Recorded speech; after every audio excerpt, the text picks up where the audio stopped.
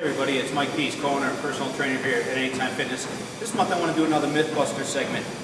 So file this one under bicep training, or that muscle in the front of your upper arm.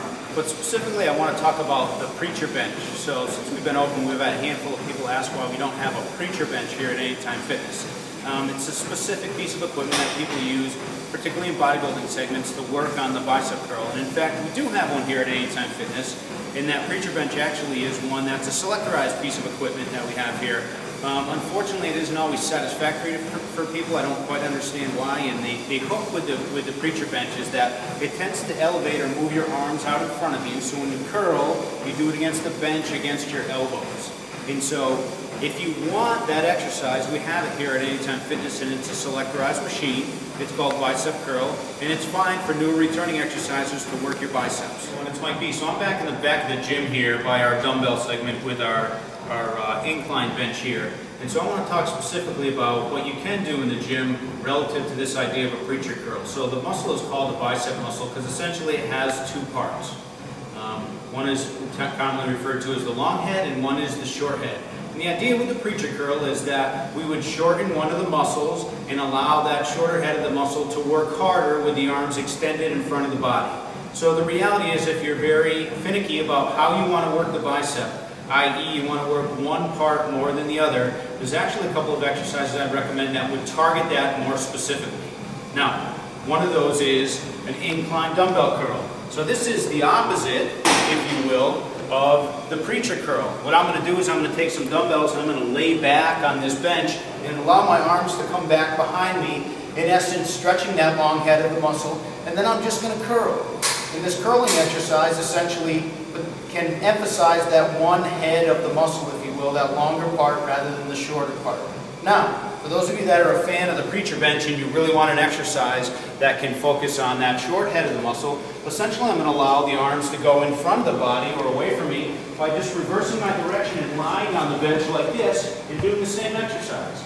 So this is the same exact thing as a preacher curl. The arms are in front of the body, except they're hanging long and low. So those two exercises together, taking one lying on your back and one lying on your stomach, will allow you to emphasize both aspects of the bicep muscle if you're looking for sort of a bodybuilding effect relative to that. So what should you do to try and get the most out of your bicep workout? In my opinion, there's a couple of exercises you can do that will probably give you the best development for the bicep muscle overall. Now, one of them is just a basic barbell curl, which most people know how to do. I'm going to use our cambered bar here. So it's got some curves in the bar that allow you to grip the bar with a wider grip or a closer in grip, which also can change the emphasis on that muscle.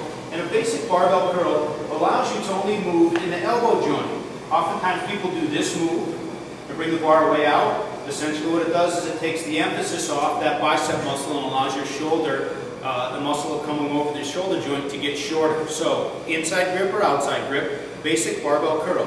But there's a couple of interesting aspects of bicep training. There's muscles called the brachialis and the brachioradialis that transfer both underneath the bicep muscle and across the elbow joint here.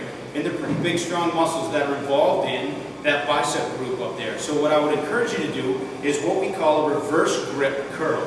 So you reverse and do an overhand grip on the bar and use the same motion. So for those of you that are out there that are looking to really blast bicep muscles, what I encourage you to do is use our cambered free bar, adjusting your grip both closer and farther apart, in a reverse grip curl. Those two exercises done together will give you great, muscular, attractive upper arms. On the other hand, if you want something a little more particular that resembles this idea of a preacher bench, you can use dumbbells and you can do the two exercises that I showed you earlier for something a little more advanced. So in summary, for newer returning exercisers, the selectorized machine that I showed you at the beginning of the video called Bicep Curl is an excellent place to start.